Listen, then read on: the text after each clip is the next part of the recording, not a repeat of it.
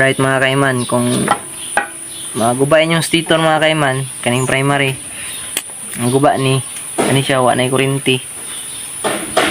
Pwede ni battery drive, under ya pa ng motor, kaning coil na gamiton. Tapos na lang ni kurinti ning duwa. Gamit lang ta og battery drive, 4 pins sa CDI sa Lifan 110 or 125. So, ning gikan sa stator mga kaiman. May ning di na ni siya itaod, wala na ni bili kay guba naman yung primary coil. Itong sumpayan ni dito pikas.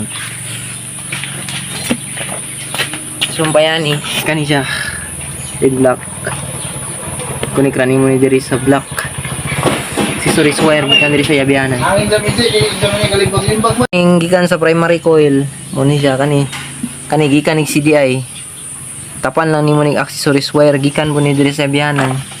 Sa red nga wire, pag on mo sa switch mo supply siya sa black wire, mo na ni siya makaiman.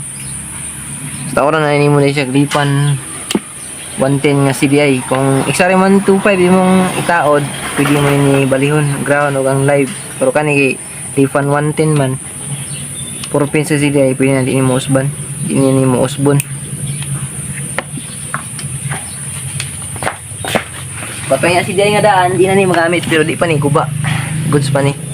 Stator rin na damage. Ang compatible sa battery drive ng CDI nga ni 4 pins.